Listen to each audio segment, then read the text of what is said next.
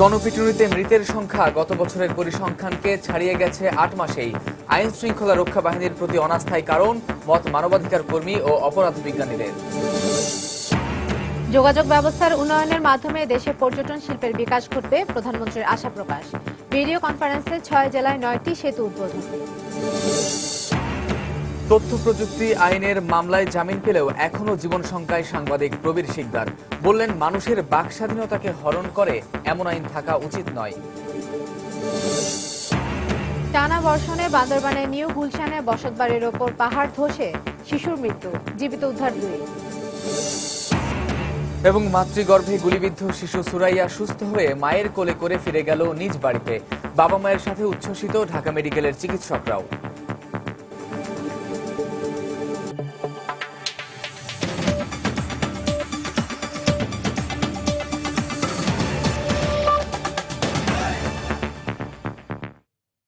বাংলা সময়ের সঙ্গে আছি আমি ইশরাত জাহান এবং আমি কামরুজ্জামান মামুন। প্রধানমন্ত্রী শেখ হাসিনা বলেছেন, যোগাযোগ ব্যবস্থার উন্নয়নের মাধ্যমে দেশকে একটি যোগাযোগ নেটওয়ার্কের মধ্যে নিয়ে আসতে কাজ করছে সরকার। গণভবন থেকে ভিডিও কনফারেন্সের মাধ্যমে দেশে ৯টি সেতুর উদ্বোধনী অনুষ্ঠানে তিনি কথা বলেন। এ সময় তিনি আশা প্রকাশ করেন, আঞ্চলিক মহাসড়কগুলোতে যোগাযোগ নিরবিচ্ছিন্ন হওয়ায় শক্তিশালী হবে স্থানীয় অর্থনীতি। নদীমাতৃক বাংলাদেশে স্থলপথে যোগাযোগের অন্যতম অন্তরায় ছোট বড় নদীগুলো। যোগাযোগের এ বাধা দূর করতে যমুনা নদীর ওপর বঙ্গবন্ধু সেতু নির্মাণের পর পদ্মা নদীতে চলছে দেশের বৃহত্তম সেতু নির্মাণের কাজ। পাশাপাশি উদ্যোগ নেওয়া হয়েছে দেশের আঞ্চলিক মহাসড়কগুলো সংযুক্ত করার। এরই ধারাবাহিকতায় ৫ বিভাগের ৬ জেলার ৯টি সড়ক সেতুর উদ্বোধন করা হলো। গণভবন থেকে ভিডিও কনফারেন্সের মাধ্যমে নতুন এই সেতুগুলোর উদ্বোধন করেন প্রধানমন্ত্রী শেখ হাসিনা। শুভ উদ্বোধন ঘোষণা করছি। এর মধ্যে দক্ষিণের জেলা মাদারীপুরে উদ্বোধন করা হয় 4টি সেতু। চীনা সহায়তায় আড়িয়াল খাঁ নদীর ওপর নির্মিত এই সেতুগুলোর মাধ্যমে যুক্ত হবে মাদারীপুর, শরীয়তপুর এবং চাঁদপুর মহাসড়ক। দক্ষিণের আরেক জেলা পটুয়াখালী থেকে কুয়াকাটার পথে মহিপুর এবং আলিপুরের মধ্যবর্তী স্থানে খাপড়াভাঙ্গা নদীর ওপর নির্মাণ করা হয়েছে শেখ রাসেল সেতুর। সমগ্র বাংলাদেশে একটা সড়ক যোগাযোগ নেটওয়ার্ক গড়ে তোলা, নৌ পথগুলি চালু করা, রেল পথগুলি চালু করা, সারা বাংলাদেশে একটা যোগাযোগের নেটওয়ার্ক আমরা তৈরি করছি, যাতে আর্থসামাজিক উন্নতি করতে যেহেতু মানুষ নিজেরাই এগিয়ে আসতে পারে। সিলেটের গোলাপগঞ্জ এবং বিয়ানীবাজারের সঙ্গে সংযোগকারী সেতুটি চালু হওয়ার ফলে 2 উপজেলার সরাসরি যোগাযোগের পাশাপাশি এখানে উৎপাদিত পণ্য পরিবহনের কাজ সহজ হবে। এছাড়া সুনামগঞ্জের পাথর, বালি, সিমেন্ট, মাছ এবং কৃষিজাত পণ্য ঢাকা সহ সারা দেশে পরিবহন হবে উদ্বোধন হওয়া আব্দুল জহুর সেতুর মাধ্যমে। দুর্গম এলাকা, সেখানে যেসব জিনিস উৎপাদন হবে সে উৎপাদিত পণ্য বাজারজাত করা সুবিধা মানুষ পাবে। পাশাপাশি শিক্ষার প্রসার আমরা করাচ্ছি। মানুষের যোগাযোগ ব্যবস্থা যত উন্নত হবে, সেই শিক্ষা গ্রহণেও আমাদের ছাত্রছাত্রীদের জন্য আরো সুযোগ সৃষ্টি হবে। ভিডিও কনফারেন্সে গাইবান্ধার বড়দহ সেতু এবং কক্সবাজারের চকরিয়ায় বাটখালী সেতুর উদ্বোধন করেন প্রধানমন্ত্রী শেখ হাসিনা। শাহ আলী জয়, সময় সংবাদ, ঢাকা। চাঁপাইনবাবগঞ্জের গোমস্তাপুরে গণপিটুনিতে 4 জন নিহতের ঘটনায় আলাদা 3টি মামলা দায়ের করেছে পুলিশ। সকালে গোমস্তাপুর থানায় পুলিশ বাদী হয়ে এই মামলাগুলো দায়ের করেন। পুলিশ জানায়, গণপিটুনিতে হত্যার ঘটনায় অজ্ঞাতনামা বেশ কয়েকজনকে আসামি করে একটি হত্যা মামলা দায়ের করা হয়েছে। এছাড়াও গণপিটুনিতে নিহত গোলাম রাব্বানী সহ আরও 10 থেকে 12 জনকে আসামি করে একটি অস্ত্র মামলা ও একটি ডাকাতির প্রস্তুতি মামলা দায়ের করা হয়েছে। এদিকে নিহতের সবার লাশ ইতোমধ্যে শনাক্ত করা হয়েছে বলেও জানিয়েছে পুলিশ। গতকাল সন্ধ্যায় বোয়ালিয়ায় কাঞ্চনতলায় মোটরসাইকেল ছিনতাইয়ের সময় গণপিটুনিতে 4 জন নিহত হয়। এদিকে নরসিংদীর মনোহরদীতে গণপিটুনিতে 2 জন নিহত হওয়ার ঘটনায় 2টি মামলা দায়ের করা হয়েছে। দুপুরে মনোহরদী থানার উপপরিদর্শক সজল কান্তি পাল বাদী হয়ে মামলা দুটি করেন। পুলিশ জানায়, প্রথমে অজ্ঞাত 2000 জনকে আসামি করে একটি হত্যা মামলা করা হয়েছে। এছাড়া গণপিটুনিতে নিহত আমজাদ হোসেন, ফারুক মিয়া সহ 5 জনের নাম উল্লেখ করে ডাকাতির প্রস্তুতির একটি মামলা দায়ের করা হয়েছে। গতকাল রাতে নরসিংদীর মনোহরদীতে একটি অটোরিকশার গতিরোধ করে ডাকাতির সময় গণপিটুনিতে 2 জন নিহত হয়, আহত হয় আরও 1 জন। এ সময় তাদের ব্যবহৃত প্রাইভেট কারে আগুন ধরিয়ে দেয় স্থানীয়রা। পলাতক 2 জন আসামি, তারা ভেটার ডাকাত। তাদের মধ্যে একজন আব্দুর রাজ্জাক, তার নামে শিবপুর থানায় 8টি মামলা রয়েছে এবং আরেকজন মোশাররফ মনোহরদী থানায় বাড়ি, তার নামেও মনোহরদী থানায় 5টি মামলা রয়েছে, ডাকাতি মামলা সহ, এবং হত্যা মামলাও রয়েছে একটি। সুতরাং তাদেরকে ধরার জন্য অভিযান পরিচালিত হচ্ছে। বর্তমান বছরের প্রথম 8 মাসে গণপিটুনিতে মৃতের সংখ্যা 2014 সালের পুরো বছরের পরিসংখ্যানকে ছাড়িয়ে গেছে। মানবাধিকার সংগঠন আইন ও সালিশ কেন্দ্র এই তথ্য জানিয়েছে। রাষ্ট্রবিচার ব্যবস্থা ও আইন শৃঙ্খলা রক্ষাকারী বাহিনীর প্রতি অনাস্থার কারণেই সাধারণ মানুষ আইন হাতে তুলে নিচ্ছেন বলে মত দিয়েছেন মানবাধিকার কর্মী ও অপরাধ বিজ্ঞানীরা। তারা এও বলছেন, গণপিটুনির ঘটনার বিচার না হওয়া এবং বন্দুকযুদ্ধ বা ক্রস ফায়ারের নামে আইন শৃঙ্খলা রক্ষা বাহিনী কর্তৃক বিচার বহির্ভূত হত্যাকাণ্ডের ঘটনাও আইন নিজের হাতে তুলে নিতে সাধারণ মানুষকে প্ররোচিত করছে। এক মোটরসাইকেল আরোহীর পথরোধ করায় বুধবার রাতে উত্তরের জনপদ চাঁপাইনবাবগঞ্জের গোমস্তাপুর উপজেলার নামকাঞ্চনতলায় স্থানীয় জনতার 4 জনকে ডাকাত সন্দেহে পিটিয়ে হত্যা করে। প্রায় একই সময় রাজধানীর লাগোয়া জেলা নরসিংদীর মনোহরদীতে ডাকাতির অভিযোগে গণপিটুনিতে মারা গেছে আরও 2 জন। দু এলাকার সাধারণ মানুষই জানিয়েছেন, নিয়মিত ডাকাতির ঘটনায় ক্ষুব্ধ হয়েই তারা আইন নিজের হাতে তুলে নিতে বাধ্য হয়েছেন। এদের জ্বালা যন্ত্রণা আমরা জলতঙ্ক হয়ে গেছে, যারা মনে করেন সন্ধ্যার পর পাইলেই মনে করেন যে মনে হয় যে মেরে ধরে নিলি সব। আইন ও সালিশ কেন্দ্রের পরিসংখ্যান অনুযায়ী গত বছর জুন পর্যন্ত সারা দেশে গণপিটুনিতে মারা গেছে 68 জন। 7 বিভাগের মধ্যে সবচেয়ে বেশি ঢাকায় মরেছে 29 জন। আর এবছর জুন পর্যন্ত 69 জন গণপিটুনিতে মারা গেছে। তবে ঢাকা বিভাগে মৃতের সংখ্যা গত বছরের চেয়ে 10 জন বেড়ে হয়েছে 39 জন। এই মানবাধিকার কর্মী জানাচ্ছেন, গত বছরের 12 মাসের পরিসংখ্যানকে ছাড়িয়ে গেছে এবছরের প্রথম 8 মাস। কিন্তু কেন? এবছর কিন্তু যে পরিসংখ্যান আমরা দেখছি তাতে সংখ্যা প্রায় দ্বিগুণের, এই ধারা অব্যাহত থাকলে দ্বিগুণের কাছে চলে যেতে পারে।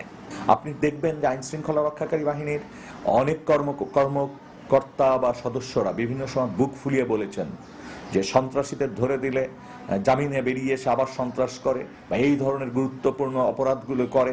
আমরা কি করব?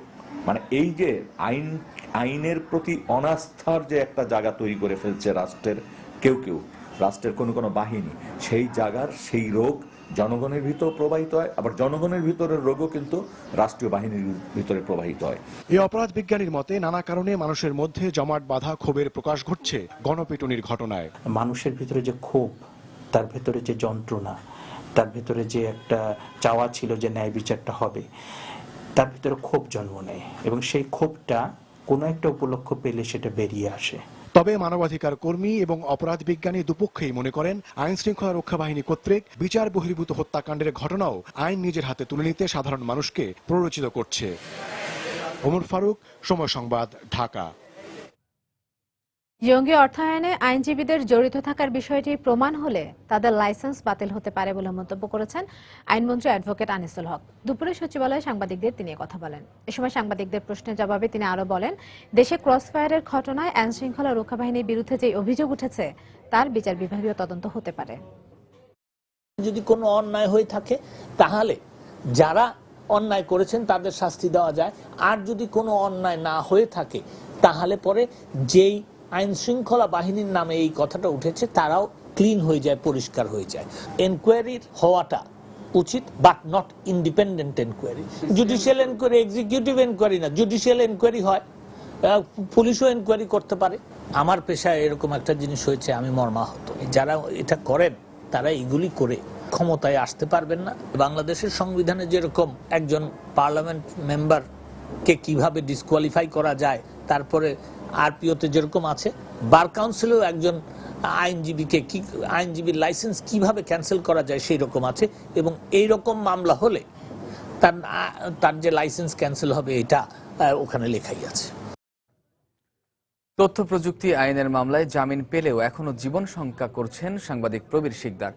মুক্তি পাওয়ার পর নিজ অফিসে কথা বলার সময় এমনটাই জানান তিনি মনে করেন এমন আইন থাকা উচিত নয় যা মানুষের বাক স্বাধীনতাকে হরণ করে। সেলিয়া সুলতানার রিপোর্ট। গত 10 আগস্ট নিজের ফেসবুকে প্রাণহানির আশঙ্কা করে স্ট্যাটাস দেন 71 শহীদ পরিবারের সন্তান ও সাংবাদিক প্রবীর শিকদার। আমার জীবন শঙ্কা তথা মৃত্যুর জন্য যারা দায়ী থাকবেন এমন শিরোনামে স্ট্যাটাসের জের ধরে রোববার ঢাকা থেকে আটকের পর মধ্যরাতে নিয়ে যাওয়া হয় ফরিদপুর কোতোয়ালি থানায়। তথ্য প্রযুক্তি আইনে ফরিদপুরের এক আইনজীবীর দায়ের করা মামলায় রোববার 10 দিনের রিমান্ড আবেদন করলে আদালত 3 দিনের রিমান্ড মঞ্জুর করেন। কিন্তু রিমান্ডের মেয়াদ শেষের 2 দিন আগেই জামিনে মুক্তি পান এই সাংবাদিক। ফিরে এসে যোগ দেন তেজগাঁওয়ের উত্তরাধিকার 71-এর নিজ অফিসে। 1 বছর আগে আমাকে টেলিফোনে হত্যার হুমকি দেওয়া হয়েছে রাজাকার বিরোধী লেখালেখি বন্ধ করার জন্য, কিন্তু সেই জিডিরও 1 বছর 4 মাস কোনো রেজাল্ট নেই। তারপরে বিভিন্ন সময়ে আমাকে ওসির রুমে নিয়ে জিজ্ঞাসাবাদ করা হয়েছে, চোখ বেঁধে জিজ্ঞাসাবাদ করা হয়েছে। আমার একটা পা আছে আর একটা পা থাকবে না, সারা জীবন ক্র্যাশ নিয়ে চলতে হবে, এরকম ব্যবস্থা করবে, সেই রকম ভয়ঙ্কর কথা বলেছে। আমি যেন সারা জীবন জেলে থাকতে পারি তার জন্য একটা পাকাপোক্ত ব্যবস্থাও তারা করবেন, এরকম সব নানান হুমকি দিয়ে চোখ বেঁধেছে। মুক্তির বিষয়ে তার পরিবারের সাথে কারো যোগাযোগ করা হয়নিও বলে জানান এই সাংবাদিক। আমার ওয়াইফ কোনো মন্ত্রীকে টেলিফোন করেন নাই। রহস্যজনক জামিনের প্রক্রিয়া চলছিল, তখন ওসি সাহেব আমার ওয়াইফকে ডেকে ওদের পক্ষের একজন লয়ারের মোবাইল ধরিয়ে দিয়েছে।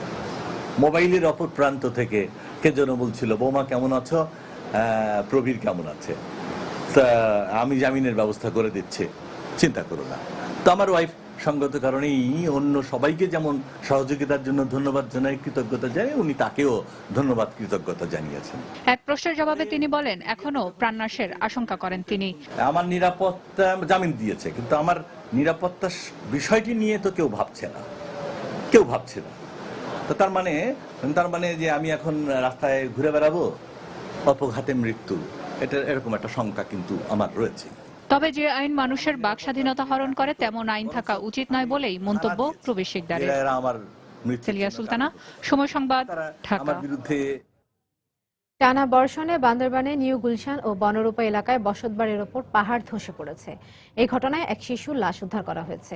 এছাড়াও আহত 2 জনকে উদ্ধার করে বান্দরবান সদর হাসপাতালে ভর্তি করা হয়েছে। বান্দরবান থানার ভারপ্রাপ্ত কর্মকর্তা জানান, সকাল 11টায় টানা বর্ষণের কারণে নিউ গুলশান এলাকায় পাহাড় ধসে পড়ে। খবর পেয়ে সেনাবাহিনী, পুলিশ ও ফায়ার সার্ভিস ঘটনাস্থলে এসে এক শিশুর লাশ উদ্ধার করে। এই ঘটনায় পাহাড়ের পাদদেশে বসবাসকারীদের ঝুঁকিপূর্ণ এলাকা থেকে সরে গিয়ে আশ্রয়কেন্দ্রে অবস্থানের নির্দেশ দিয়েছেন জেলা প্রশাসক মিজানুল হক চৌধুরী। এদিকে টানা বর্ষণে বান্দরবানের নিম্নাঞ্চল প্লাবিত হয়েছে। পলুপাড়া ব্রিজ তলিয়ে যাওয়ায় বন্ধ রয়েছে শহরের সঙ্গে রাঙামাটির সড়ক যোগাযোগ।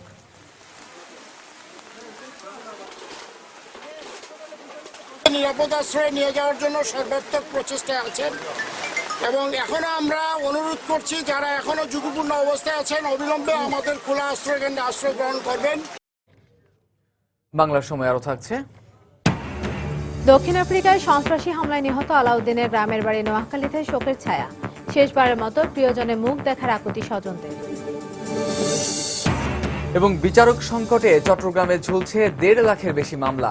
67টি পদের মধ্যে 18টি শূন্য। চরম ভোগান্তি পোহাচ্ছেন বিচার প্রার্থীরা।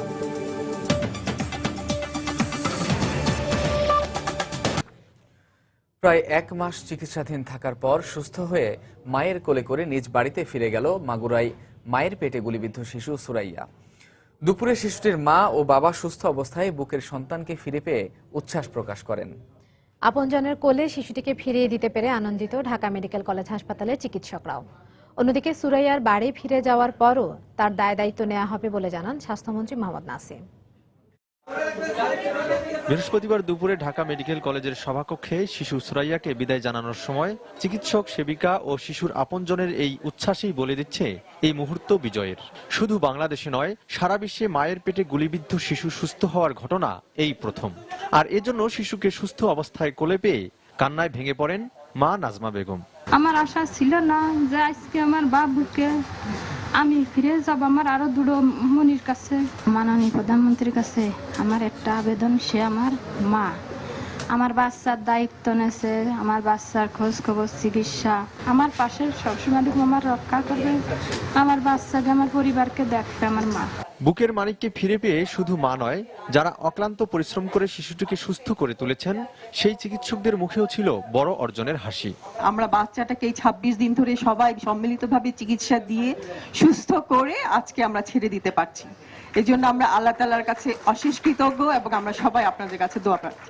মায়ের পেটে গুলিবিদ্ধ শিশু সুস্থ হওয়ার ঘটনা চিকিৎসা শাস্ত্রের দৃষ্টান্ত হয়ে থাকবে উল্লেখ করে স্বাস্থ্যমন্ত্রী বলেন, ভবিষ্যতেও সুরাইয়ার সব দায়িত্ব সরকারের। সুরাইয়া এবং সুরাইয়ার মা আজকে আমাদের চিকিৎসকদের সেবার কারণে আজকে সুস্থ হয়ে ইনশাল্লাহ ঘরে ফিরে যাচ্ছে। তো নিরাপত্তা ব্যাপারটা অবশ্যই থাকবে আমাদের। গত 23 জুলাই মাগুরার দোয়ারপাড়ায় আধিপত্য বিস্তারকে কেন্দ্র করে যুবলীগের দু গ্রুপের সংঘর্ষের সময় মায়ের পেটে গুলিবিদ্ধ হয় সুরাইয়া। ফখরুল শাহিন, সময় সংবাদ, ঢাকা। ভিসা জটিলতার কারণে সরকারি ব্যবস্থাপনায় হজ করতে সৌদি আরব যেতে না পারা অবশিষ্ট যাত্রীদের বিমানের শিডিউল চূড়ান্ত হয়েছে। আজ মাঝরাতে 100 যাত্রীকে বিমান বাংলাদেশ এয়ারলাইন্সের বিশেষ ফ্লাইটে করে সৌদি আরবে পাঠানোর ব্যবস্থা করা হয়েছে। এছাড়া বাকি 100 জনকে আগামী 26 আগস্ট পাঠানো হবে বলে জানিয়েছেন হজ অফিসের পরিচালক ডক্টর আবু সালেহ মোস্তফা কামাল। পঞ্চম দিনে মোট 11টি ফ্লাইট জেদ্দার উদ্দেশ্যে ছেড়ে যাওয়ার কথা রয়েছে। এর মধ্যে 5টি ফ্লাইট সরকারি ব্যবস্থাপনায় এবং 6টি ফ্লাইট বেসরকারি ব্যবস্থাপনায় যাবে। অন্যান্য ফ্লাইটগুলো বিভিন্ন এয়ারলাইন্স যাত্রী পরিবহন করবে। সরকারি ও বেসরকারি ব্যবস্থাপনায় এখন পর্যন্ত 13,457 জন হজযাত্রী সৌদি গেছেন বলে জানায় হজ তথ্য কেন্দ্র। তবে টিকিট চূড়ান্ত না করে এই ক্যাম্পে নিয়ে আসায় হজ এজেন্সিগুলোর সমালোচনা করেছেন অনেক যাত্রী। কালকে আগার দিন আসছি, বুঝছেন, কালকে পরের দিন হওয়ার কথা, সেদিনও হয়নি। কালকে দুপুরে হওয়ার কথাও হয়নি, রাতেও হয়নি। আজকে সকালে আজকে হবে না বলে কালকে আবার শুনুই দেওয়ার কথা। গ্রামের সোজা লোক, এখন এখানে কিভাবে থাকি, কিভাবে কি খাওয়া দাওয়া করি, টাকা পয়সা সীমিত নিয়ে আসছি। এখন বিপদে পড়ে গেছি। এখন কোন দিন যে আমাদের ফ্লাইট হবে এটাও অনিশ্চিত। এরপর থেকে গতকাল পর্যন্ত আর একটা ফ্লাইট গেছে, সেখানে আরো 30 জন মতো গেছে এবং আমার কাছে ইন টোটাল এ যাবৎ বাংলাদেশের সরকারি হাজি যেগুলি, এর মধ্যে 2218 জন ইতিমধ্যে গমন করেছেন এবং আগামী আরও 2 দিনে যে শিডিউল ফ্লাইটগুলি আছে আরেকটা আজকে যাবে এবং আগামীকালকের মধ্যে ওনারা বলেছেন যে আমাদের আর সব ব্যবস্থা করে দিবেন, থাকবে না কোনো হাজি। শুধু দুর্নীতি দমন কমিশন নয়, মানি লন্ডারিং মামলার তদন্তভার বিভিন্ন সংস্থাকে ভাগ করে দেওয়া হবে বলে জানিয়েছেন দুদকের চেয়ারম্যান মোহাম্মদ বদিউজ্জামান। দুপুরে যশোর দুর্নীতি দমন কার্যালয়ে নতুন ভবনের উদ্বোধন শেষে সাংবাদিকদের তিনি এই কথা বলেন। এইটা এককভাবে এখন শুধু দুর্নীতি দমন কমিশন করবে না, এখন সেখানে কিছু মামলা সিআইডি করবে, কিছু মামলা এনবিআরও করবে। তো সেটা অবশ্য ওই যখন আইনটা বের হবে তখন বোঝা যাবে যে অ্যাকচুয়ালি কে এটা করবে, ডিস্ট্রিবিউট করবে। চট্টগ্রামে পূর্বশত্রুতার জের ধরে ছুরিকাঘাতে আফতাব উদ্দিন আল কাদেরি নামে এক ব্যবসায়ী নিহত হয়েছেন। গতকাল রাতে বাকলি এলাকায় এ ঘটনা ঘটে। পুলিশ জানায় গত 2 বছর ধরে সৈয়দুর রহমান নামে এক ব্যবসায়ীর সঙ্গে একটি জমি নিয়ে আফতাব উদ্দিন আল কাদেরির বিরোধ চলছিল। এরই জের ধরে গতকাল বিকেলে দুপক্ষের মধ্যে বৈঠক হয়। পরে রাতে হৃদযন্ত্রের ক্রিয়া বন্ধ হয়ে সৈয়দুর রহমানের মৃত্যুর খবর শুনে তার বাসায় যান আফতাব। এ সময় সৈয়দুর রহমানের ছেলে সাইফুর রহমান তার বাবার মৃত্যুর জন্য দায়ী করে তাকে ছুরিকাঘাত করে। গুরুতর অবস্থায় তাকে উদ্ধার করে চট্টগ্রাম মেডিকেল কলেজ হাসপাতালে নেওয়ার পর তাকে মৃত ঘোষণা করেন কর্তব্যরত চিকিৎসক। এই ছেলেটা ওর বাবার সাথে দীর্ঘ 3 বছর পূর্বে থেকে ডেভেলপ করতেছে, এই নিয়ে উভয়ের পক্ষে চুক্তি নিয়ে বিরোধ ছিল। তো আমাদের ধারণা যে ওই ছেলের ধারণা এই বিরোধের জন্যই তার বাবা স্ট্রোক করে মারা গেছে। এই ক্ষোভ থেকে ওই ছেলে এই আফতাবকে ছুরিকাঘাত করে। দক্ষিণ আফ্রিকায় সন্ত্রাসী হামলায় নিহত নোয়াখালীর আলাউদ্দিন জুয়েলের বাড়িতে নেমে এসেছে শোকের ছায়া। কোনো সান্ত্বনাই থামাতে পারছে না আলাউদ্দিনের স্বজনদের কান্না। এখন প্রিয়জনকে শেষবারের মতো দেখতে চান তারা। নোয়াখালী থেকে সাইফুল্লাহ কামরুলের পাঠানো তথ্য এবং জামাল উদ্দিনের তোলা ছবি নিয়ে ডেস্ক রিপোর্ট। পরিবারের সচ্ছলতা ফিরিয়ে আনতে 2004 সালে দক্ষিণ আফ্রিকা পাড়ি জমান নোয়াখালীর যুবক আলাউদ্দিন জুয়েল। জোহানেসবার্গ শহরে ছোট্ট একটি মুদি দোকান দিয়ে ব্যবসা শুরু করেছিলেন তিনি। গত মঙ্গলবার কে বা কারা আলাউদ্দিনের বাসায় ঢুকে তাকে এলোপাতাড়ি কুপিয়ে জখম করে। গুরুতর আহত অবস্থায় তাকে স্থানীয় হাসপাতালে ভর্তি করা হলে কর্তব্যরত চিকিৎসক তাকে মৃত ঘোষণা করেন। বুধবার বিকেলে সেনবাগ উপজেলার বালিয়াকান্দি গ্রামে ফোন করে আলাউদ্দিনের পরিবারকে তার মৃত্যুর খবর জানান সহকর্মীরা। এ খবর জানার পর থেকে পুরো পরিবারে নেমে এসেছে শোকের ছায়া। মা হালে না, বাপও হালে না, হুড়ো হালে না, শাশুড়ি হালে না। আমি হয়েছি বুকে রাখছি আমার রোগ। জুয়েলের বাবা জমিন বন্ধক রেখে কিছু সুদের টাকা নিয়ে জুয়েলের সাউথে পাঠাইছে সংসারের দুঃখ গোছার জন্য, অর্থনৈতিক সমস্যার সমাধান করার জন্য। কিন্তু আমরা কখনো কল্পনাও করি না, আশা করি না যে জুয়েল লাশ হয়ে ফিরবে। ব্যবসায়িক দ্বন্দ্বের জের ধরে আলাউদ্দিনকে হত্যা করা হয়েছে বলে অভিযোগ পরিবারের সদস্যদের। ব্যবসায়ী দ্বন্দ্ব মানে ওর সাথে কোনো দ্বন্দ্ব ছিল না, ওরে এক পক্ষ ভাবে ওরে ইয়ে করলো আর কি, আঘাত করলো, যেন ও যেন উঠতে না পারে, ব্যবসা আর আগাইতে না পারে। এখন প্রিয়জনকে শেষবারের মতো দেখতে চান স্বজনরা। দেশে আনার জন্য আমরা শেষ একবার দেখতে পারি আমার ভাইটাকে, সেজন্য সরকারের কাছে সেই সহযোগিতা আমরা চাই। আমি ছেলে শেষবারের মতো আমি দেখবো এবং আমার কবরস্থানে আমি যেন তার কবরটা করতে পারি। 3 বোন এবং 2 ভাইয়ের মধ্যে আলাউদ্দিন ছিলেন তৃতীয়। সময় সংবাদ, নোয়াখালী। চাঁদপুরে স্ত্রী ও শিশু সন্তানকে আগুনে পুড়িয়ে হত্যা মামলার প্রধান আসামি ইকবাল হোসেন রাসেলের 2 দিনের রিমান্ড মঞ্জুর করেছেন আদালত। দুপুরে জেলার সিনিয়র জুডিশিয়াল ম্যাজিস্ট্রেট আদালতের বিচারক শায়লা শারমিন এ রিমান্ড মঞ্জুর করেন। পুলিশ জানায়, মামলার তদন্তকারী কর্মকর্তা নিজামুদ্দিন ভূঁইয়া আসামিকে আদালতে হাজির করে 10 দিনের রিমান্ড আবেদন করেন। শুনানি শেষে 2 দিনের রিমান্ড মঞ্জুর করেন আদালত। গত 20 জুন ফরিদগঞ্জ উপজেলার আদুশা গ্রামে ফাতেমা বেগম ও তার 10 মাস বয়সী শিশু সন্তান ফুয়াদকে আগুনে পুড়িয়ে হত্যা করা হয়। পরদিন এ ঘটনায় নিহতের ভাই মনির বাদী হয়ে ফাতেমার স্বামী রাসেল সহ 9 জনকে আসামি করে একটি হত্যা মামলা দায়ের করেন। গত মঙ্গলবার রাতে ঢাকা থেকে রাসেলকে গ্রেফতার করা হলেও বাকি আসামিরা এখনো পলাতক রয়েছে। বিচারক সংকটে দিন দিন মামলা ভারাক্রান্ত হয়ে পড়ছে চট্টগ্রামের বিচারাঙ্গন। একদিকে দীর্ঘদিন নতুন করে বিচারকের পদ বাড়ানো হয়নি, অন্যদিকে 67টি বিচারক পদের মধ্যে 18টি পদ শূন্য পড়ে আছে। অথচ বিচারাধীন রয়েছে 1.5 লাখের বেশি মামলা। এ অবস্থায় চরম ভোগান্তি পোহাতে হচ্ছে বিচার প্রার্থীদের। বিস্তারিত জানাচ্ছেন কমল দে। মামলা জট কমানোর পাশাপাশি বিচার সংক্রান্ত কাজে বিরাজমান সমস্যাগুলো দ্রুত সমাধানের জন্য বিচার বিভাগকে নির্বাহী বিভাগ থেকে পৃথক করা হয় 1 যুগ আগে। কিন্তু মামলা জট তো কমছে না, বরং দিন দিন তা বেড়ে চলেছে। চট্টগ্রাম জেলা ও দায়রা জজ আদালতে 54 জন বিচারকের পদ থাকলেও 14টি পদ দীর্ঘদিন ধরে শূন্য। অথচ এখানে বিচারাধীন মামলার সংখ্যা 1.5 লাখের বেশি। একই অবস্থা মহানগর দায়রা জজ আদালতগুলোতেও। এর 13টির মধ্যে 4টি বিচারকের পদ শূন্য রয়েছে, আর বিচারাধীন মামলার সংখ্যা 22,500। 54 জন বিচারকের মধ্যে প্রায় এখন 8 জন এডিশনাল জজ নাই, এডিশনাল সিজিএম নাই, জয়েন্ট ডিস্ট্রিক্ট সহ 14 জন বিচারক নাই। এই জায়গায় দ্রুত নিষ্পত্তিতে আমরা বিচারক সংকট আমাদের প্রকট। তো 22,000 মামলা যদি আপনার 2-3 জন বিচারক যদি 13 জনের মধ্যে না থাকে, তাহলে তো আমাদের সংখ্যা হচ্ছে আর 9 জন থাকে। 9 জন বিচারক দিয়ে তো আপনার 22,000 মামলা করা সম্ভব না। দীর্ঘদিন অপেক্ষার পরও বিচার না পেয়ে হতাশ হচ্ছে বিচার প্রার্থীরা। এতে অপরাধীরা অপরাধে উৎসাহিত হচ্ছে বলে মনে করেন এই সমাজ বিজ্ঞানী। অপরাধীরাও একদম উৎসাহ বোধ করছে যে কেস করলে বা আইনের যেহেতু সমস্যার সমাধান হচ্ছে না, অটোমেটিক্যালি তারা এগুলোকে জিয়ে রাখতে চাইবে এবং তারা তাদের মতো কর্মকাণ্ডগুলো পরিচালিত করবে। তো সমাজের প্রভাবটা হচ্ছে আইন শৃঙ্খলা রক্ষাকারী বাহিনী যতই চেষ্টা করুক না কেন, তাদের আইন লঙ্ঘন করার যে মানসিকতাটা, সেটি সমাজকে বিভিন্ন প্রভাবিত করবে। এই অবস্থায় শূন্য পদগুলোতে দ্রুত বিচারক নিয়োগ দেওয়ার জন্য প্রধান বিচারপতি সহায়তা চেয়েছেন জেলা আইনজীবী সমিতি।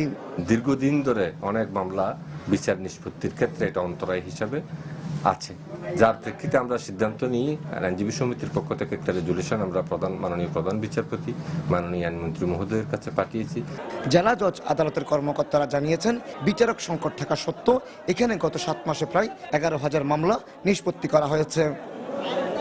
কমল দে, সময় সংবাদ, চট্টগ্রাম। চাঁদপুরের ফরিদগঞ্জে মিষ্টি খেয়ে শিশু সহ 10 জন অসুস্থ হয়ে পড়েছেন। সকালে তাদের চাঁদপুর জেনারেল হাসপাতালে ভর্তি করা হয়েছে।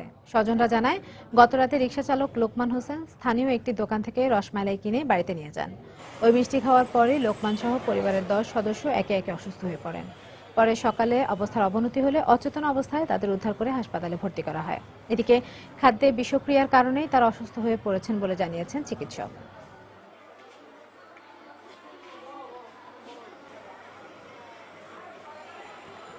রসমালাই নিয়ে আসছে, আসার পরে বৈশা যেমন অনেকে টিভিতে বৈশা খবর চাইতে আছে, নাটক দেখতে আছে, এই ছেলে মেয়ে নিয়ে আনছে আর সবাই দিছে, আমার বোনের জামাইও খাইছে। আর পরেই দিই মনে করেন এই অসুস্থ হয়ে পড়ছে সবাই, ঘুরা একজনে ঘুরা পরে একজনে মনে করেন বাতের থালের ভিতরে পড়ে আছে।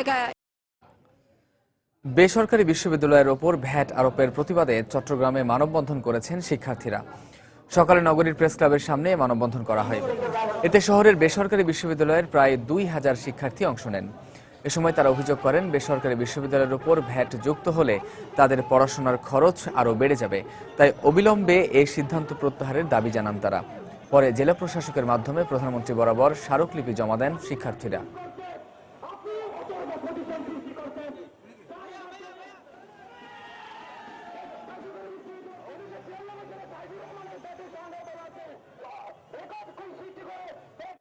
আমাদের অনেক কষ্টকর হয়ে যাবে এই জিনিসটা যদি ব্যাটটা আরোপ করে। আমরা ব্যাটটা আরোপ করার জন্য দাবি জানাচ্ছি। আমাদের ফ্যামিলি খুবই কষ্ট করে এই টাকার অর্থের যোগান দেয়। আমরা আর পারবো না আমাদের বাবাকে, আমাদের মাকে আর চাপ দিতে। যেখানে সরকারি বিশ্ববিদ্যালয়ে ভর্তুকি দিয়ে পড়তেছে, ভর্তুকি দিচ্ছে সরকার, আর সেখানে আমাদেরকে ভ্যাট দিয়ে পড়তে হবে কেন? আমরা কি দেশের বোঝা? সরকারকে বিনীত অনুরোধ জানাচ্ছি, মাননীয় প্রধানমন্ত্রী, মাননীয় অর্থমন্ত্রীকে আমি বিনীত অনুরোধ জানাচ্ছি এই প্রস্তাবটি সবিনয়ে এখন বাতিল করুক। আগামী অক্টোবর থেকে চট্টগ্রাম বন্দরের সবচেয়ে বড় কন্টেইনার টার্মিনাল এনসিটির অব্যবহৃত দুটি জেটি চালু হতে যাচ্ছে। বন্দর কর্তৃপক্ষ জানান, সাইড পাওয়ারটেক নামে একটি বার্থ অপারেটরের সাথে ইতিমধ্যে বন্দর কর্তৃপক্ষের চুক্তি হয়েছে। এই চুক্তি অনুযায়ী অক্টোবরের মধ্যে প্রয়োজনীয় যন্ত্রপাতি কিনে টার্মিনালে 4 ও 5 নম্বর জেটি দুটি চালু করা হবে। তাই টেন্ডারের মাধ্যমে অপারেটর নিয়োগের প্রক্রিয়া চলছে বলে জানায় বন্দর কর্তৃপক্ষ। এদিকে এখন মাত্র দুটি জেটি চালু থাকায় এনসিটির পরিচালন ক্ষমতার মাত্র 30% ব্যবহার হচ্ছে। এর আগে 2007 সালে 600 কোটি টাকা ব্যয়ে এই কন্টেইনার টার্মিনালটি নির্মিত হলেও মামলা সহ নানা জটিলতায় পুরো দমে চালু হয়নি এর কার্যক্রম। আমাদের এখানে চুক্তি হয়েছে এবং আগামী 1 অক্টোবর থেকে আমরা অপারেটরকে দিয়ে দিচ্ছি, প্রাইভেট অপারেটরকে, এবং সেই ইকুইপমেন্ট কিনে নিয়ে আসবে। এর মধ্যে ইকুইপমেন্টগুলো চলে আসবে। আর যে গেন্ট্রি গেনগুলো বসানোর কথা, সেই গেন্ট্রি গেনগুলোর পারমিশন আমরা পেয়েছি এবং তার টেন্ডার প্রসেসিং হচ্ছে। আমার মনে হয় শীঘ্রই হয়তো 12-14 মাসের মধ্যে এখানে গেন্ট্রি 10টা গেন্ট্রি লেগে যাবে। কন্ট্রাক্টরের পরে এখন আমরা ইকুইপমেন্টের অর্ডার ফাইনাল করেছি। আমরা এখানে ওই বলা আছে সেকেন্ড হ্যান্ড ইকুইপমেন্টগুলো আনতে হবে এবং যা যা বলা আছে এগুলো আমরা অলমোস্ট ফাইনাল করেছি। আগামী মাসের এন্ডের ভিতরে আমরা রেডি হয়ে যাব আর কি। অসাধু কর্মচারীদের সঙ্গে হাত মিলিয়ে পল্লী বিদ্যুতের মাদারীপুরের কালকিনির সাব জোনাল অফিসে গড়ে উঠেছে একাধিক দালাল চক্র। ঘুষ দিলে সেখানে কাজ হয় বিদ্যুৎ গতিতে, আর না দিলে চরম ভোগান্তির শিকার হতে হয় নতুন মিটার আবেদনকারী গ্রাহকদের। তবে এই অভিযোগের অস্বীকার করে পল্লী বিদ্যুৎ কর্তৃপক্ষের দাবি, অফিসে নেই কোনো দালাল চক্র, নেই অনিয়ম দুর্নীতি। অবশ্য দালালের বিরুদ্ধে কঠোর ব্যবস্থা নেওয়ার আশ্বাস দিয়েছেন জেলা প্রশাসক। সঞ্জয় কর্মকার অভিজিতের তথ্য ও শাহাদত আকনের ছবি নিয়ে ডেস্ক রিপোর্ট। সরকারি নিয়ম অনুযায়ী পল্লী বিদ্যুতের লাইন সংযোগ পেতে নতুন মিটার প্রতি আবেদনের জন্য ফর্মে 100, জামানতে 600 ও সদস্য হতে 20 টাকা ব্যয় হয়। কিন্তু দালালদের দৌড়াতে নতুন গ্রাহকদের মিটার প্রতি গুনতে হচ্ছে 15 থেকে 20 হাজার টাকা পর্যন্ত।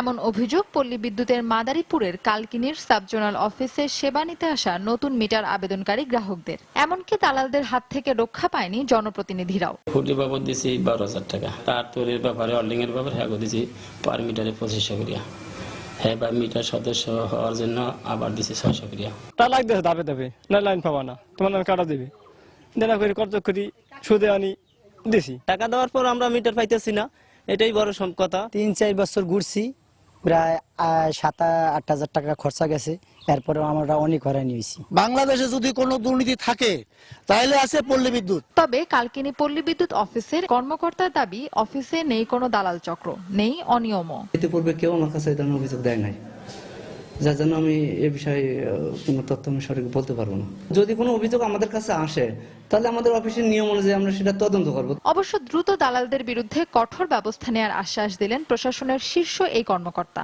কোনো দালাল বা এরকম কোনো শ্রেণী হয় আমরা এটা কঠোর আইনানুগভাবে তাদের দমন করার চেষ্টা করব।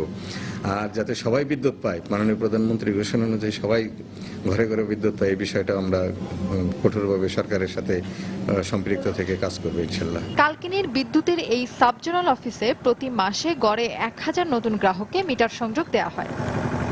সময় সংবাদ, মাদারীপুর।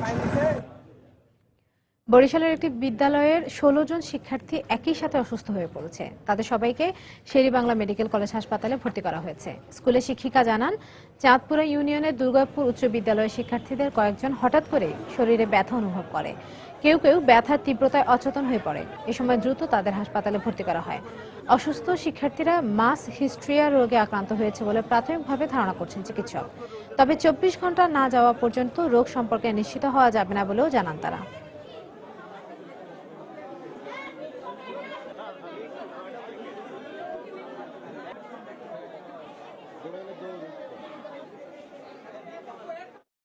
ষষ্ঠ শ্রেণীর ছাত্রছাত্রীরা ক্লাস শুরু হয়েছে 10:15টার দিকে। কিছুক্ষণের মধ্যেই ছাত্রছাত্রীরা অসুস্থ হয়ে পড়তেছে। পরে ক্লাস টিচার ম্যাডাম লাইব্রেরিতে খবর পাঠাইছে, সংবাদ সবার স্যাররা আমরা আসছি। আসার পরে দেখি যে একজন করে এভাবে অসুস্থ হয়ে পড়ে। ইনিশিয়ালি যে একটা অজ্ঞান রোগে যে আমরা চিকিৎসা দিই সেটা এখন দিচ্ছি। এটা হয়তো 24 আওয়ার্স পার হওয়ার পরে আমরা বলতে পারবো যে আসলে বড় ধরনের কোনো সমস্যা আছে কিনা। সাতক্ষীরায় জুডিশিয়াল ম্যাজিস্ট্রেট আদালতের বিচারক নুরুল ইসলামের বাসা থেকে উদ্ধার হওয়া গৃহপরিচারিকা শিশুকে নির্যাতনের প্রতিবাদে মানববন্ধন করেছেন সর্বস্তরের মানুষ। দুপুরে সাতক্ষীরা প্রেস ক্লাবের সামনে সচেতন নাগরিক সমাজের ব্যানারে এ মানববন্ধন করা হয়। ঘণ্টাব্যাপী এ কর্মসূচিতে অংশ নেন মুক্তিযোদ্ধা, আইনজীবী, সাংবাদিক সহ বিভিন্ন সামাজিক ও সাংস্কৃতিক সংগঠনের নেতাকর্মীরা। এ সময় বক্তারা শিশু বিথিকে নির্যাতনের ঘটনায় জড়িতদের দ্রুত গ্রেফতারের দাবি জানান।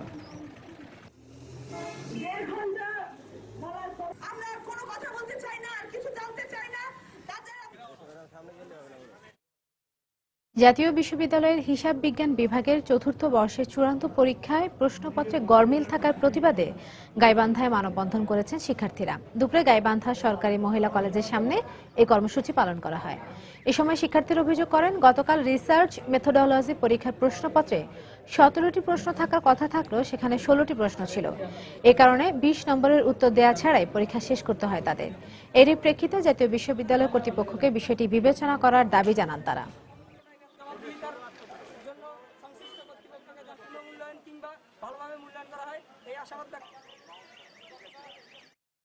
নারী নির্যাতন ও শিশু হত্যার প্রতিবাদে খুলনায় মানববন্ধন কর্মসূচি পালিত হয়েছে। সকালে রূপসা এলাকায় ইউসেফ নামে একটি সংগঠনের উদ্যোগে ঘণ্টাব্যাপী এ মানববন্ধন করা হয়। এতে বিভিন্ন স্কুলের শিক্ষক, শিক্ষার্থী সহ সামাজিক ও সাংস্কৃতিক সংগঠনের নেতাকর্মীরা অংশ নেন। এ সময় তারা দেশের বিভিন্ন স্থানে নারী ও শিশু হত্যার সঙ্গে জড়িতদের বিচার দাবি করেন। এদিকে একই দাবিতে চুয়াডাঙ্গায় জেলা প্রশাসকের কার্যালয়ের সামনে মানববন্ধন করেছেন সর্বস্তরের মানুষ।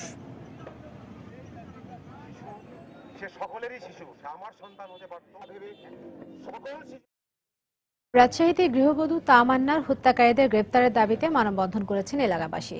সকালে শহরের লক্ষ্মীপুর মোড়ে সচেতন রাজশাহীবাসীর ব্যানারে ঘণ্টাব্যাপী এই কর্মসূচি পালন করা হয়। এতে নিহতের স্বজন সহ বিভিন্ন সামাজিক সংগঠনের নেতাকর্মীরা অংশ নেন। এতে তারা দ্রুত অভিযুক্তদের গ্রেপ্তারের দাবি জানান। গত শনিবার যৌতুকের দাবিতে নির্যাতন চালিয়ে তামান্নাকে হত্যা করে তার শ্বশুরবাড়ির লোকজন। পরে লাশ রাজশাহী মেডিকেল কলেজ হাসপাতালে রেখে পালিয়ে যায় তার স্বামী। প্রবল বর্ষণে ক্ষতিগ্রস্ত ময়মনসিংহ শহর রক্ষা বাঁধ মেরামতের উদ্যোগ না নেয়ায় এলাকায় আতঙ্ক বিরাজ করছে। টানা বৃষ্টিতে আবারও ভাঙনের আশঙ্কা করছেন স্থানীয়রা। পৌর মেয়রও জানালেন, বাঁধে ব্যাপক ভাঙনের কারণে জয়নুল পার্ক সহ বহু সরকারি বেসরকারি স্থাপনা হুমকির মুখে রয়েছে।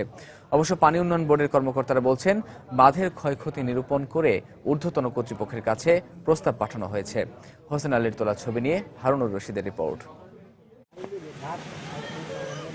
সাম্প্রতিক প্রবল বর্ষণে ব্রহ্মপুত্র নদীর তীরে ময়মনসিংহ শহর রক্ষা বাঁধের প্রায় ২৬টি স্থানে ভাঙন দেখা দিয়েছে। এর মধ্যে ১৩টি স্থানে বাঁধ ধসে সৃষ্টি হয়েছে বিশাল বিশাল গর্তের। এতে বাঁধের পাশের ঘরবাড়ি, সীমানা প্রাচীর ব্যাপক ক্ষতিগ্রস্ত হয়েছে।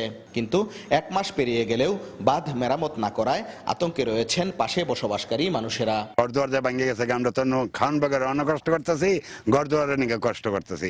বাঁধ দেওয়ার কিছুদিন পরেই একটা বৃষ্টিতেই সম্পূর্ণ ভাঙ্গিয়া গেছে। আমরা এখন খুব ভয়ের ভিতর আছি। আমরা কোথায় যা দাঁড়াবো, আমাদের তো সমর্থ নাই যাবার। কেউ ঠিকঠাক করবার লেগে আহে না। ও না মনে করুন ঘরদুয়ার তো আরো ভাঙবো, বাথরুমটা পড়ে যায়, ফাঁকের ঘরটা পড়ে যাতে আমরা একবার অচল। জেলা নাগরিক আন্দোলনের নেতাদের দাবি, রক্ষণাবেক্ষণে গাফিলতি ও ব্রহ্মপুত্র নদ থেকে অপরিকল্পিতভাবে ড্রেজার দিয়ে বালু উত্তোলনের কারণেই বাঁধটি ক্ষতিগ্রস্ত হয়েছে।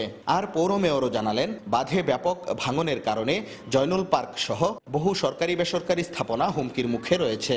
নিম্নমানের কাজ তো হয়েছেই, তারপরে মেনটেনেন্স হয় নাই, যার ফলে এটি তার আয়ুষ্কাল হারিয়েছে। এই সম্পদ শুধুমাত্র অবহেলার কারণে আজকে ধ্বংস হয়ে গেছে। সংশ্লিষ্ট কর্তৃপক্ষকে আমরা লিখিতভাবে অনুরোধ জানিয়েছিলাম যেন বর্ষার পূর্বেই এই বাঁধগুলো মেরামত করা হয়, কিন্তু অদ্যাবধি সেগুলো মেরামতের কোনো উদ্যোগ নেওয়া হয়নি। তাই আমরা শহরবাসীর পক্ষ থেকে জোর দাবি জানাচ্ছি যেন অনতিবিলম্বে এই বাঁধটি মেরামত করে শহরকে নিরাপদ করা হয়। অবশ্য পানি উন্নয়ন বোর্ডের কর্মকর্তারা জানান, বাঁধের ক্ষয়ক্ষতি নিরূপণ করে ঊর্ধ্বতন কর্তৃপক্ষের কাছে প্রস্তাব পাঠানো হয়েছে। ইতিমধ্যে পৌর পার্কের গেটের সাথে যে ভাঙনটা, সেটার কাজ আমরা ঊর্ধ্বতন কর্তৃপক্ষের অনুমতি সাপেক্ষে আরম্ভ করছি। বাকিগুলো আরম্ভ করতে পারবো বলে আশা করা যাচ্ছে। ময়মনসিংহ শহরের পাটগোদাম ব্রিজ থেকে খাগডহর পর্যন্ত ব্রহ্মপুত্র নদ তীরের প্রায় 12 কিলোমিটার শহর রক্ষা বাঁধের 8 কিলোমিটার নির্মাণ কাজ শেষ হয় 2012 সালে। হারুনুর রশিদ, সময় সংবাদ, ময়মনসিংহ। উজান থেকে নেমে আসা পাহাড়ি ঢলে শেরপুরের নালিতাবাড়িতে প্রায় 1,500 একর ফসলি জমি তলিয়ে গেছে। এতে কয়েক হাজার কৃষক ক্ষতিগ্রস্ত হয়েছেন। গত 2 দিনে টানা বর্ষণ ও পাহাড়ি ঢলে ভোগাই নদীর প্রবল স্রোতে খালভাঙ্গা এলাকার 100 মিটার সড়ক ভেঙে যায়। এতে পৌর শহর সহ 3টি ইউনিয়নের 9টি গ্রাম প্লাবিত হয়েছে। ভেসে গেছে 1,500 একর আমনের আবাদ। সবচেয়ে বেশি ক্ষতিগ্রস্ত হয়েছে নালিতাবাড়ি ও মরিচপুরান ইউনিয়নের ফসলি জমি। এতে চরম হতাশায় রয়েছেন কৃষকরা। পাহাড়ি ঢলে ভোগাই নদীর পৌরসভার এবং নালিতাবাড়ির সদর ইউনিয়নের সংযোগস্থলের খালভাঙ্গা নামক স্থানে পার ভাঙা দিয়ে পানি প্রবেশ করায় প্রায় 600 হেক্টর জমিতে আমন ধান নিমজ্জিত হয়েছে। মাদারীপুরের কালকিনিতে ইসলামী ব্যাংকের 296তম শাখার উদ্বোধন করা হয়েছে। সকাল 10টার দিকে কালকিনি হাই স্কুল রোডে নতুন এই শাখার উদ্বোধন করেন ইসলামী ব্যাংক বাংলাদেশ লিমিটেডের চেয়ারম্যান ইঞ্জিনিয়ার ইস্কান্দার আলী খান। এ সময় কালকিনি উপজেলা চেয়ারম্যান তৌফিকুজ্জামান শাহিন, উপজেলা নির্বাহী কর্মকর্তা হেমায়েতুদ্দিন ও পৌর মেয়র এনায়েত হোসেন সহ সরকারি বেসরকারি বিভিন্ন প্রতিষ্ঠানের কর্মকর্তারা উপস্থিত ছিলেন।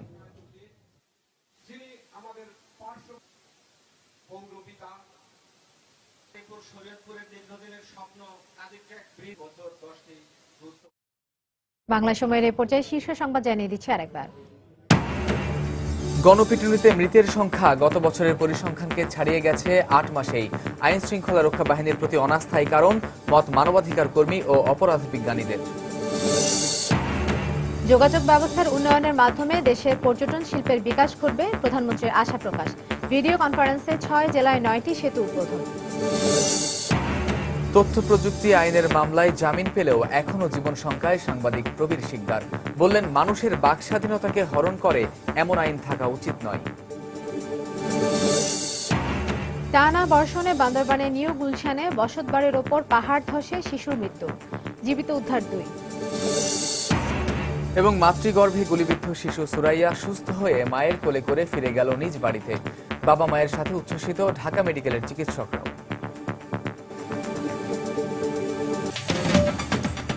দর্শক, এই ছিল বাংলা সময়। যে কোনো খবর পেতে ভিজিট করুন সময়নিউজ.tv। সঙ্গে থাকুন সময়।